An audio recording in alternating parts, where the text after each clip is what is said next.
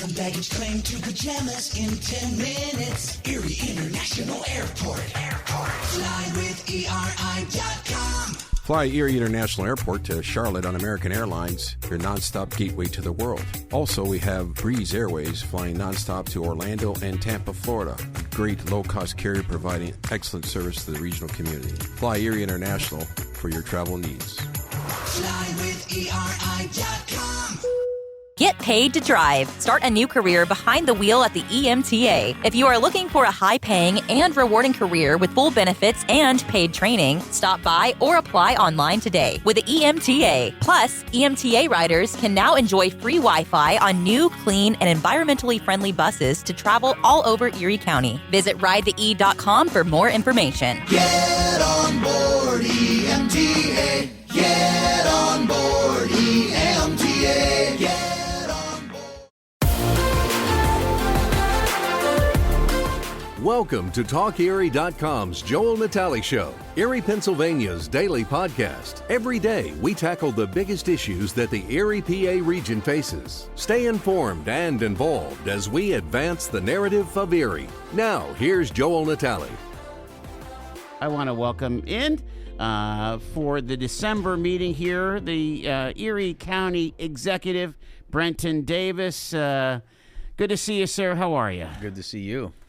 You're growing your hunting beard. Did you go out this weekend? That's what it is. I finally had a little bit of time to do some hunting. You know, it's amazing that some time has now found my leisure schedule. I'm really looking forward to it. So, catch anything, or did you? Yeah. I mean, I spend a lot of my time kind of just helping some older folks that can't get around in the woods, and then just obviously like nieces, nephews, and like. It's more fun seeing the hunt. I mean, I've killed enough deer in my lifetime that it's more fun to kind of help the younger generation kind of get that spark and just live through their eyes. I mean, they're just 1,000-fold more excited about it, than a guy in his 40s. It's like, man, I've killed 30 deer or more or whatever it's been. Understood. So, all right. So let's talk about How does one kind of wrap up a tenure at the courthouse? I mean, what's kind of occupying your days, I guess? Well, I think that kind of just comes down to your own personal integrity. I mean, I'm trying to do things different than things were handed off to me. I mean, again, I've said it before. No matter who leads this community, which way they lean, no matter what their qualifications are or they aren't, you've got to support that person, because I mean, ultimately, I felt the negative sides of this where you kind of just wish failure upon somebody. Yeah. We had a council that did nothing but try to stop economic development, tried to stop this, stop that, hold this up, play Paul. I mean, I hate to tell you, you can play games like homeless tiny houses and leases and any of these different municipal funds, but I didn't personally benefit from any of them. Right. I still have a house, but unfortunately there's people going into the cold where there's projects that are left undone. So I mean, you've got. So you didn't see, like, even after the results of the election, you didn't see kind of a release of some of the things you were waiting on, as far as, like, let's say the permitting for the tiny houses or whatever. Well, I mean, and you're not going to, now's not the time anyway. I mean, good luck trying to get that stuff done through the winter. I mean, things are just exponentially harder. It's what we say in the wintertime. We joke everything's tougher in Alaska. I mean, that's kind of how it is. But it's not that it can't be done. But, I mean, we just try to wrap up what we can wrap up. You close the loose ends. Your members of the administration start taking different jobs or retire or go to different opportunities, and you kind of wind things down and give them a clean slate to kind of start whatever work it is that they're going to prioritize. But I mean, to me, the most important thing is not only setting these projects up for success, but really setting the taxpayers up for success. I mean, we're able to reduce this year's budget by $34 million. It's all these years ago before the tax increase that everybody wants to lump you over the head. Well, the county executive doesn't unilaterally. I mean, it's just funny how like these folks on council will say, you unilaterally have the power to do all this stuff when it's magically they want something done. But when it comes time for them to dig their heels in, well, you don't have the power for anything, and you can't even so much as use a napkin at the courthouse without council's approval. Yeah. So I mean, it's that double-edged sword, right? So like, you can put the budget forward, but I mean, they get to cut it to hell. They get to do whatever they want, add whatever they want back to it. And unfortunately, my first budget that I had in 2022 for the 2023 budget, when the tax increase occurred, nobody wanted to cut anything. They fought me on vacant positions and all this other stuff. I think we've cut over 100 vacant positions now over the course of the last 2 years, the last two budgets. And, we were able to eliminate $34 million of spending. Now, mind you, they added a bunch of stuff back in, which I had to veto. That's stuff without a plan. It doesn't have we hear this all the time. You won't even let the county executive implement programming, and that's what you're elected to do, without X, Y, and Z and details to the nines. Mm-hmm. But it's just funny how this council will allocate things without a plan, without any kind of numbers, no return on investment, and they just throw it in the budget by an action sheet and expect this to be carried. It's such a double standard. I'm really afraid for the taxpayers that, now that the Democratic regime is restored here, they have a super majority on council. They have 5 Democrats, 2 Republicans, and a Democratic county executive. They're already trying to raise taxes, which, they're not going to get this one. I'm pretty confident that the vetoes will carry. And, that's my parting gift for the taxpayers of Erie County is, these last 3 consecutive budgets with no tax increase. That's important. You can't raise taxes and then just add a bunch of fluff spending, feel-good type spending with no plan. It doesn't make any sense. Talk about one of the things that I found interesting that really may have been one of the original sources of contention between your office and council was this concept of you have budgetary spending for different nonprofits and different agencies, but then some of those same agencies came back and asked for grants. Do I have that right? Do you remember? I'm not quite sure of kind of what you're. Wasn't there like a whole sense, an additional grant? There was a lot of grants that were applied for that you kind of put a lot of kibosh to. So here's the thing. So, how that worked is that's our gaming revenue. That's the casino gaming revenue, okay. And that gets split. Again, half goes to ECRA, yep. Which I still believe is an absolute and complete utter waste. And, the other half goes to county government, which, it was a big political infight years ago. Back in the Fiore Leone days, when ECRA was created, they literally created it to screw each other out of being able to control the money. And so now you have not just one fight over the money, you have 2 or multiple. The model just doesn't work. And I have no horse in this race other than anybody else here in a month. So, I still believe it's a flawed system. 100% it's a flawed system. And, again, the county executive, it's a pointless seat if you're not going to empower and be an executive strong form of government like, my colleagues across the country are. If you want council to control everything, then you need to go back to a seat of 3 commissioners, right, and elect them by districts. And that'd be just fine too.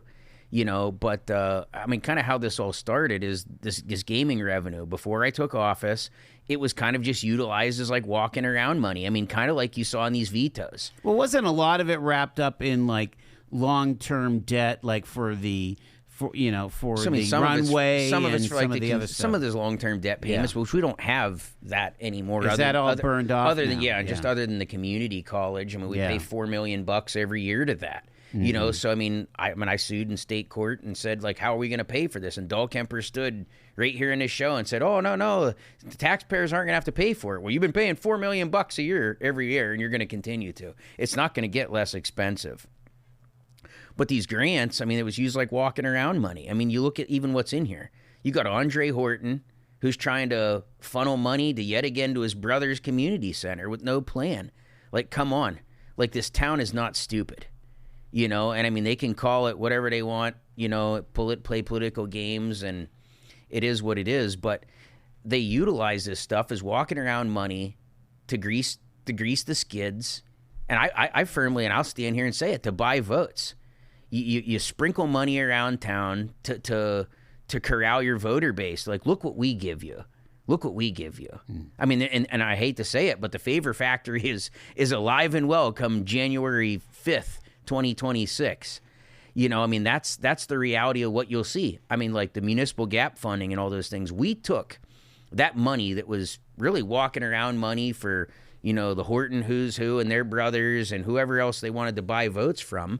And we turned around and we gave it back to taxpayers. You know, things like funding EMS so your family has an ambulance when and where you need it. It's things like the municipal gap funding to ensure that taxpayers across the entire county benefited from this casino gaming revenue, not just the city of Erie and the selected who's who that aren't favored by ECRA and the powers that be, and that aren't favored by any particular council member that can put their votes together and throw money without a plan. You know, I mean, we saw it. If there's no plan, I mean, you can't prove it based on data, you know, and it's this double standard that this council has had for the last 2 years. You know, they want to say, well, where's this and where's the plan? And like, listen, they only want to say that when it's administration idea coming downstairs, you know, but again, I mean, you look at this homeless stuff and what we've done with the tiny houses. I mean, that was kind of an Andre Horton idea to give $2 million to ECCM with absolutely no plan. And we had to get involved, and look what we did. We did the Resilience Center. We did the tiny homes. Like, that was all stuff the administration does. That's how this works. The council allocates buckets, but it's up to the administration to administer. And I mean, this council just hasn't grasped the fact that they have no power to administer. You know, I mean, that's not what you're there for. You're there to vote on things, vote on the budget line items, add to this, take that away. You know, if it survives the veto, it becomes the budget. And then after that, your hands are kind of off. You're not there to run the day-to-day. And that's really where they confuse. I think they talk to too many commissioners across Pennsylvania that are Democratic minority commissioners. And they say, well, this is how you need to do this. Well, we're one of 4 counties that have this style of government, and no other council members do this to the executives and other, you know, and I think maybe you'll see a change. Who knows? I mean, maybe they're going to deal more in as a cohort. They want to co-govern. I mean, that's dangerous in itself. I mean, when you don't have checks and balances. But, I mean, yeah. I mean, I think we've done what we could do for the taxpayers of Erie County. You know, I'm not going anywhere. You know, I mean, to me, at the end of the day, like, we're going to still be vocal, and we're still going to call out the BS as we see it. I mean, they're not going to have any backroom deals. I mean, they're not getting a free pass. You know, I mean, 2026, I mean, 4 years goes by quickly. You know what I mean? And this next term for Vogel, that will also go by quickly. I mean, it's not going to come easy. And I think the pressure's really on them to perform. You know, I mean, you have absolutely no excuse to be getting stuff done left, right, and center consistently. And if you don't, who do you blame? Yeah. You know, I mean, we've been able to accomplish what we have, and I mean, we've moved the meter. I mean, I'll stand here and say it. I mean, my administration's done more than the last 3 or 4 administrations in terms of getting stuff done and getting investments out across the county. So, I mean, you take all that progress combined, and we had to fight for every inch that we got. You know, and we still, you know, laid miles and miles of road. We've got the county executive with us, Brenton Davis. It's his December meeting, and actually the final meeting in this capacity, Brent. And I want to kind of do a little bit of kind of a retrospective and, you know, think back to those first 6-12 months. Again, when you think about entering the courthouse, what was that? 2022 at this point, right? January 3rd of 22. Yeah. Anything that strikes you of like, man, because I remember you saying, you know, there's quite a learning curve that goes with that job. Yeah. I mean, I've said this before. I mean, and keep in mind, I mean, like, I had studied county government. I mean, I ran once before, prepared a year prior to that. So, I mean, I had 5 or 6 years plus all that time attending council meetings, you know, going to different authority meetings, watching the videos, having the conversations, you know, just really getting to know the nuts and bolts of county government, you know, sitting down, learning what's what, getting a master's degree in economic development, you know, and not just an education here locally. You know, I mean, I built bridges with County Executive P.J. Wendell in Chautauqua County. You know, I went to the CCAPs before I was elected. That's our state functions. You know, Rich Fitzgerald was the executive down in Allegheny County. I mean, at the time, the Cuyahoga County executive. I went and spent time with these folks in other counties, like building social capital, learning what it means to govern as an executive. And I did this before I was even elected. You know, so I had that experience. You know, I had the relationships with Crawford, Warren, Mercer. I mean, I sat down with all these folks, you know, spent days at their courthouse, touring their facilities, looking at like what it means to be, you know, to govern at a county level, to really understand it and understand how things are funded. I mean, and I still feel when that door closes behind you, you're like, kind of like, oh crap, like this is real. Yeah. What do I do? And I mean, unfortunately, the Vogel administration just doesn't have that experience. And I know what it was like for me, you know, having higher level military experience. I mean, I oversaw 3 states in the Army Reserves prior to, you know, being an ROTC professor. But I mean, she is a businesswoman. It's still not the same thing. You can't compare running a small business to government. It's not even remotely the same thing. And anybody that says that has absolutely no idea what they're talking about. Like, there's a huge difference between, you know, running a pizza business or even multiple locations where you can say we're spending X on pizza shells, X on boxes, our utilities are high. You're the master and commander of all that. Right. You don't have somebody coming along ripping your budget and saying, well, hey, like, we think you're going to only make 800 pizzas this month, but you only get 500 boxes, 300 shells, and 2 cans of pizza sauce. And oh, by the way, good luck. And we're cutting these 6 positions for, and that's the reality of what county government is. Yeah. You know, it's not, as a small business owner, I mean, I still did that part-time nights and weekends. I mean, you can run a small business a lot of times standing on your head if you're good at what you do. But I mean, it doesn't have the same challenges. I mean, don't get me wrong, running a small business can be challenging. Absolutely. And you've got to find your way through those challenges. But it is definitely not the same thing when politics and people and agendas, and I mean, it's not just 1 or 6 or 7. It's not just the 7 members on county council or their solicitor or whatever it is. It's potentially any group of people out of 286,000 residents, or even like we saw, a governor or federal PACs or any of these folks that want to swing a baseball bat in preparation for other elections. Yeah. This job is not simple. It is not easy. And I mean, there's no manual to tell you how to deal with those challenges. I'm surprised that, I mean, when you entered office in 23, you know, Mayor Schember had been there 4 years at City Hall. What surprises me, and I only have about 2 minutes here, but is that there was not more coordination with City Hall. Well, I mean, I can tell you. I reached out to him within the first 3 weeks of being in office. Yeah. I said, hey, let me take you to lunch at the Erie Club. And, you know, him and I had a conversation. I said, you know, Mayor, these are my priorities. This is what I want to work on. This is what we have in terms of American Rescue Plan money. I said, can you send me where your investments are, and let's see where we can leverage our ARPA dollars together collectively. And then I asked him, I said, what are your priorities? I mean, I'm thinking like, you know, the curtain's about to be pulled, the sun's about to shine, and, you know, you're going to have like the old rabbi kind of say, hey, man, this is kind of how we can get some stuff done.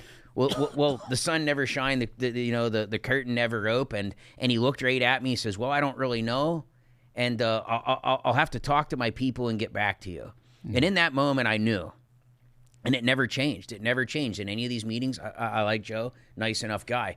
But, I mean, we have to be honest. I've said this you remember time and time the whole again. Joyce and Judy, show, where there was coordination between the county and the city. Well, I mean, I don't remember. But that's 30 years ago. I was probably like 10 or 8 Right, or 7 or something. True. But, yeah. I mean, that was – I mean, I had and have those relationships with all these counties, not just regionally, but across the country. You know, I have relationships with every mayor in Erie County and mayors outside of Erie County, clear down to Tito Brown in Youngstown and other places.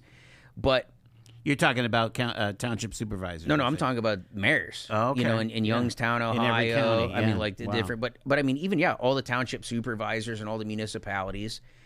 And to me, like, you as a leader have to know, you know, are you talking to a wall? Are you going to get something done here? And you have to make decisions, like a quarterback in the pocket. Like, you don't force a bad pass if you see the opportunity to run, you know, and that's what you got to do. It's unfortunate, but, you know, we did what we did. Quickfill gasoline is made right here in America. United Refining Company, who operates Quickfill, refines its gasoline from North American crude oil in Warren, Pennsylvania. When you buy United Refining Company gasoline at Quickfill, you keep jobs and businesses in America. And you keep American families strong. You don't need to send your money overseas when you buy gasoline. Buy American-made gasoline at Quickfill. Quickfill, driving America. Looking for amazing finds and incredible deals? Visit Erie City Mission Thrift today. From stylish clothes and shoes to quality furniture and home goods, you'll discover something new each time while changing lives right here in Erie. It's shopping that feels good and does good. Come see us in Erie and Girard. Erie City Mission Thrift. Thrift with a purpose. All year round, Frontier Home Products and Design has what you need to make your home comfortable and beautiful. Relax on a new timber tech deck designed by Frontier's experts. A new fireplace from Frontier Home Products Fireplace Gallery adds warmth and serenity to any home. Beauty and versatility at Frontier Home Products and Design Center, 4213 Peachtree, East 5th, next to the Bayfront Highway. Frontier Home Products and Design Center. Discover a new frontier. PA contractor number PA039007. One of the things that was kind of the, a tough thing that I had heard from multiple sources is that they didn't, folks on council and other folks did not have access to department heads. What was the thinking on that? I mean, think about it. So, I mean, you've got, again, political agendas. Yeah. And, I mean, there's a division. So think about this. You almost have to look at this, and you hate to say it, but like opposing teams, right? I mean, that's like the coach of the Browns, you know, going to the coach of the Steelers saying, well, why can't I talk to your defensive coordinator? Why can't I talk to this? Why can't I talk to that? I don't understand why we were opposing teams, but here's the thing. That's checks and balances of government. But then look at how every budget has went down, even now. I mean, listen, when you got folks that are fundraising against you, backdooring you in the community, playing their agendas, and I mean, honestly, I'll tell you flat out what stopped the communication early on was Councilman Horton going to our IT director and demanding that our IT director turn over his colleagues' emails to him. He wanted to know what his colleagues on council were emailing and who. He wanted a full report on their emails. Went straight to my guy off to the side and said, hey, I want all their emails. Are you kidding me? And I mean, and that was really the straw that broke the camel's back. I mean, one, it's not legal. But two, all those requests should come through the administration. Like, you can only serve one pipeline of leadership. You know, if you want something, you come through the door. You know, the door is at county council and the administration. We work together. You want something, I get it. You want something, the administration gets it. I mean, to me, especially when you've got folks that play underhanded politics and do grimy stuff like that could potentially put the taxpayers into a lawsuit, you know, I mean, all those members of council have a certain expectation of privacy, or at least do a right to know request and ask for the information specifically. So, I mean, things aren't as hunky-dory as you expect them to be because, I mean, these folks, I mean, they'll play games against each other and backdoor each other, and it's been like that since the beginning of time. You know, so, again, I did that, I think, more so to protect our people from, oh, so-and-so told me to do this. Well, now you're out of a job because you did the wrong thing, or you're just putting them in a bad political position. Like, those folks are appointed to do a job and work for the people of Erie County. They're not there to suit up and get in the political arena. That's not what they're there for. And to me, once that happened with the emails and kind of all the games that these folks have played, and like I said, I mean, I don't care. I'll throw them under all 18 wheels of the bus because the taxpayers deserve to know the reality and what will continue. But I mean, to me, you can't, as a council member, try to get people's emails. You know what I mean? That'd be like me utilizing my IT director and say, hey, listen, tell me what's in Council Horton's emails. I've never once done such a thing. You know what I mean? Like, even though you have the power to do it, you don't. I mean, it's right is right and is wrong. So, I mean, when you got folks peddling that kind of thing, like, you have to insulate your people. Because, I mean, that's how misunderstandings take place. They take the wrong set of orders, and now here it is. Here we are. It's interesting. We had Dr. Bloodworth on yesterday, and we were talking about just what happened with the municipal election. And it basically he kind of agreed with what you said last month of, like, if you had an R next to your name, you're done. It was a tough night. I mean, that was across the country. I mean, I don't take it personal. Right. Yeah. I don't take it personal. I mean, again, it's political agendas. I mean, when you shut off food stamps, I mean, even look at how our own governor has walked back. He's saying, oh, well, this is abysmal. President Trump, SNAP benefits being shut off. And then 4 days later after the election, or 3 days later, he says, I can't believe Democrats didn't hold the line. Well, you're so full of shit. I mean, that's what our governor is. I hate to tell you. I mean, it's all political jockeying, and let the FCC find me. I don't care. Well, it wouldn't be you. But apologize for that. My point with Dr. Bloodworth was that you had a lot of accomplishments in these 4 years, and I want to give you a chance to talk about it. But let's start with some of the folks that you brought on your administration. Any folks that you want to kind of say, boy, this guy did a great job. I mean, every single one of them. I mean, it's the people that hold the line from top to bottom. I mean, I brought in Doug Smith early on to help me learn the ropes of county council and how to maneuver there, and we did well doing that. And then I brought in Mayor Joe Sinnott, a Democrat. I mean, the vast majority of my cabinet is Democrats. I mean, I never made a political appointment. I mean, it was about who had the skill set to do what we need them to do. I mean, that's really what this is about governance. I mean, we brought in Jessica Horan, director of planning. She was a former Democrat on city council. We've got a whole slew of folks that, serve and do very, very well. But I mean, to me, it goes down to the lowest level. I mean, it's our folks at the prison, working the endless shifts and the forced overtime and the telecommunicators at 911. I mean, it's all these different things, our public health workers during the COVID crisis. I mean, talk about burnout. I mean, it was just, you can't pay what the private sector can pay because we pay incredibly well in benefits. Right. And that's where people are like, I wouldn't work for $18 an hour. Well, yeah, if you look at what the benefits package is worth, on average, every single county employee costs you about $100,000 a year. That's across the board with pensions, benefits, and things of that nature. So when you want to elevate the pay, it kind of makes it difficult because the more you crank up that dial, exponentially gets more expensive on the other end. So I mean, to me, I couldn't sit here and thank everybody that made this possible, from the campaign side to the governance side to, every single person. I mean, it's the unsung people that, do what we need them to do. Day in and day out, our OCY workers. I mean, that's an incredibly difficult job to go and see the types of situations, horrendous living conditions and, abuse and neglect and all the different things and the parents that they have to deal with. And I mean, we get folks that get lumped up every once in a while, and it's those folks that are in the trenches, and that's why I've really tried to keep them out of the politics of it all.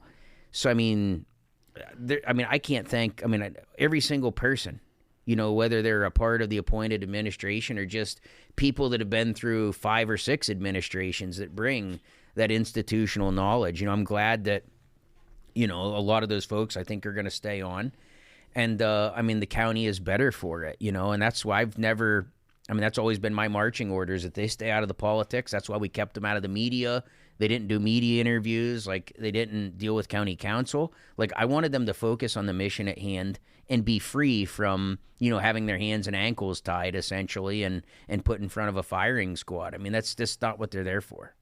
Talk about some of the projects that you would feel were highlights of these past 4 years. I think about things like Project Resolve at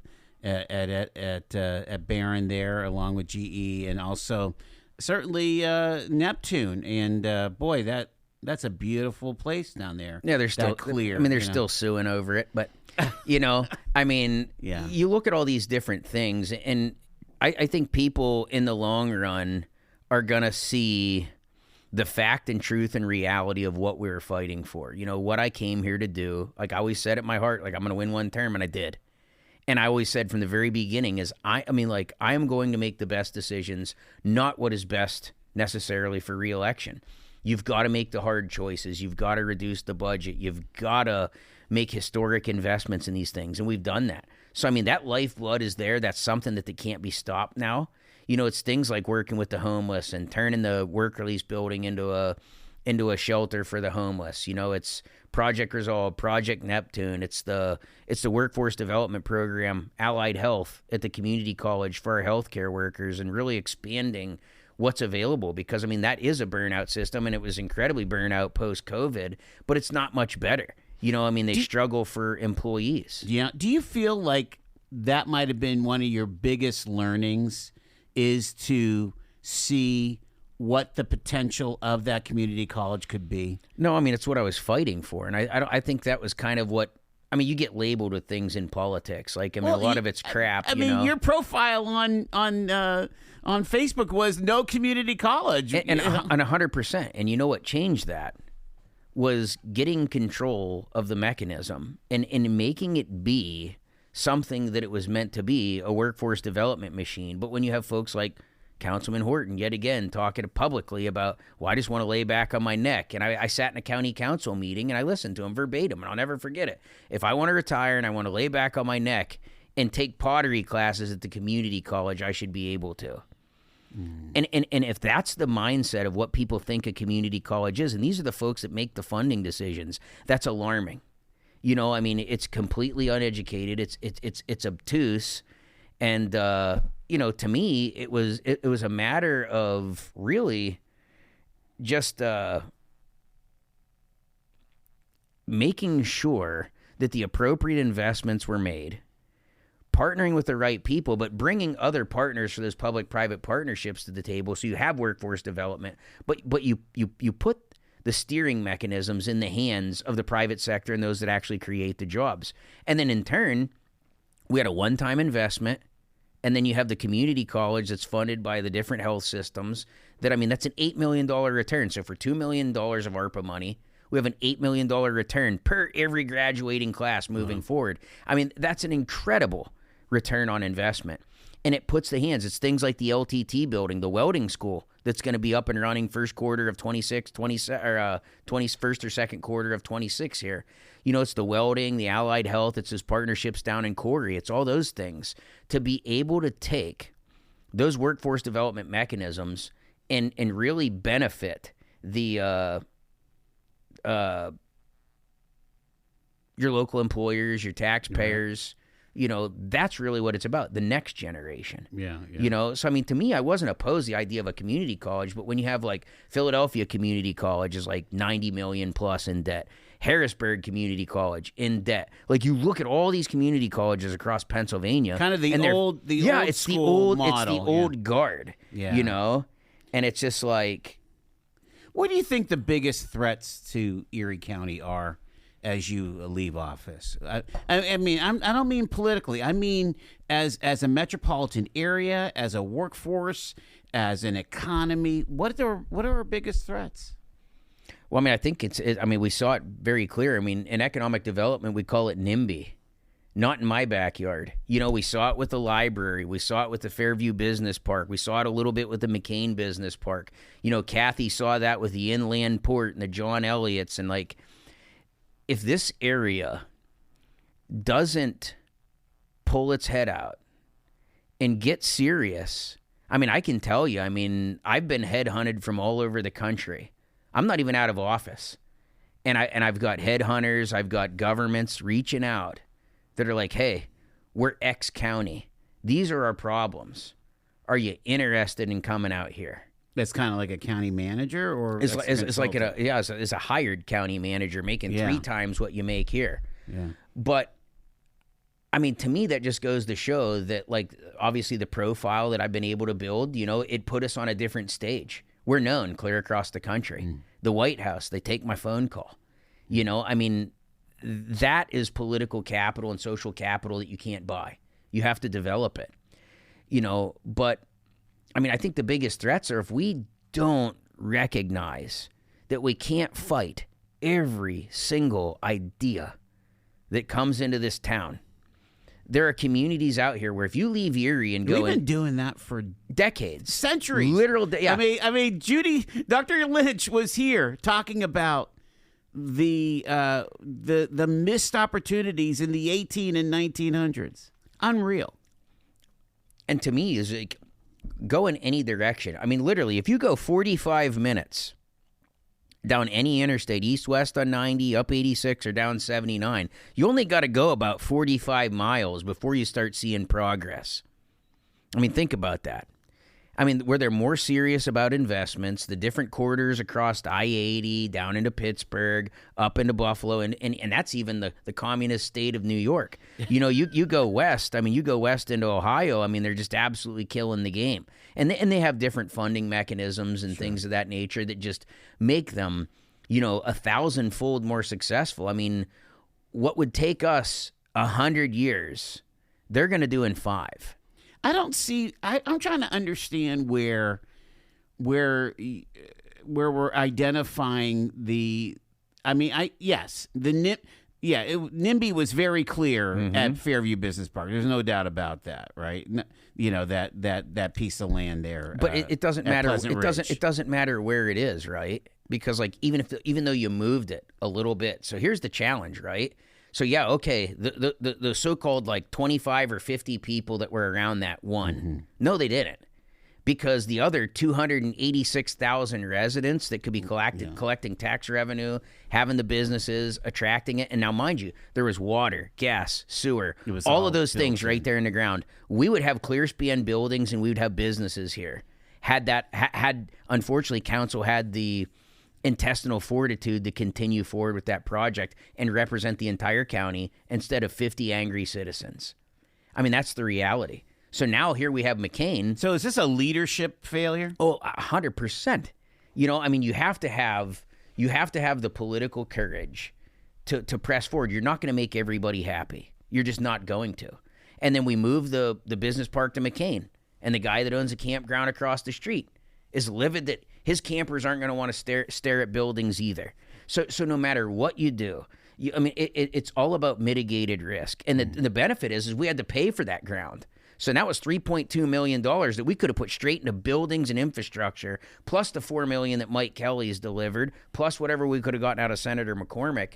We already would have had tax-paying buildings that would have lowered their taxes, created jobs, created opportunities. Well, now we need $8 million or whatever the current bill is to get water. Just get the water out there. Is it up to $8 million now? Like 7-8 million. So you get the water out there, right? And then now you're not even talking roads, infrastructure on site. You haven't built a stormwater. sewer. You haven't built a single thing. So, I mean, you're $11 million in. We could have completed a business park, had it turnkey, and it could have financed one after the next, after the next, after the next, like all these other communities are doing. This isn't rocket science. I mean, there's a reason why I'm getting calls all across the country to say, hey, bring that tenacity here. This is what we need. Let me ask you, that's a good segue to talk about what your next play is. You have pretty deep roots around here. Mm-hmm. Are you know, and of course you've not really skipped a beat so much on your construction business. No, I mean, I'm still working. You know what I mean? I'm still working. I got my work boots on. I mean, I met you. You were bringing on people that were coming out of prison. Yep. You were educating them, getting them on the construction line. What's next for Brenton Davis? I mean, like I said, I've got a lot of opportunities in front of me. I mean, my focus right now is really just finishing the job I started. You know, I mean, the taxpayers have me until January 5th, until the new executive is sworn in. I think you have to see that through. I mean, number one, there's a lot of different things. There's a lot of different things in motion. There's a lot of projects that I think that, you know, I'm still going to work on behind the scenes. I mean, I've already got community partners that we've helped get things rolling. I mean, I'll be there as an advisor to those things and still be able to pick up the phone and use my contacts to make sure that we get the funding and call the senators, call the congresspeople, call the White House, whatever it is that they need. You know, they've still got a friend in me, no matter where I'm at and what my next choice and next decision is. I mean, I'm just shocked at the level of interest without really having to even think about it. You know, I mean, I get these calls. I'm like, wait, what? Yeah. Like, I'm not even done yet, man.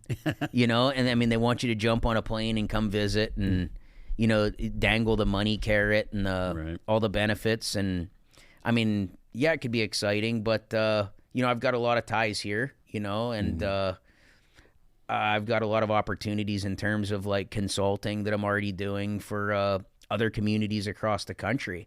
You know, so a lot of them, it's about, you know, like most county commissioners don't have the knowledge, don't have the construction background, the government background, the economic development background to put the triad together to connect the dots in such a way and then convene the conversations to get it done.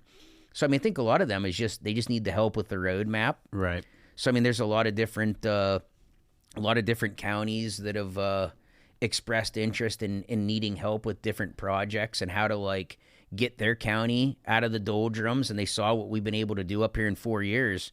And I mean, they're willing to pay to get that done. So, I mean, again, I see myself, staying involved in different capacities. You know, obviously we've done a lot of work and we want to see these things, get done. I've got less than a minute with the county executive. I'm going to throw out maybe the highlight of your tenure was where you were a year ago today, and that was kind of mounting this snow removal. Oh, this I was like, where was I a year ago today?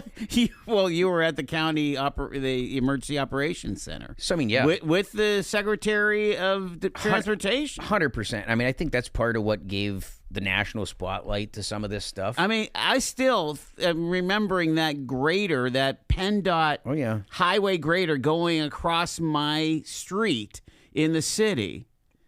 Tearing it up. We get stuff done. Getting it done. That's what county government's about, you know, and that's part of, you know, what I'm offering these counties. I mean, if they have a disaster, they've got something that, you know, when it hits the fan, they've got a 911 number to call. You need an experienced hand. I'll get on a plane and I'll bring some folks with me. And, I mean, it's services. It really showed me what counties need across the country.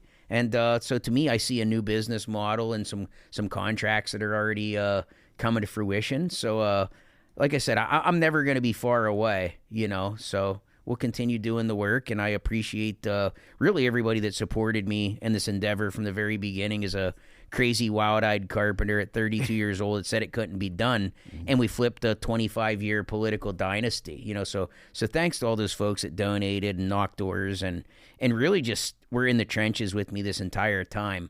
You know, none of this would be possible without them. So I just, from the bottom of my heart, I appreciate every single one of them. We appreciate you, your candor, and taking the time to come here every month, and at one point more than that. And we just appreciate that. You know, we're very, very grateful. Glad to be here. You've been listening to The Joel Natalie Show, Erie, Pennsylvania's daily podcast from TalkErie.com. Subscribe to our show on your favorite podcatcher and get involved by emailing Joel@TalkErie.com.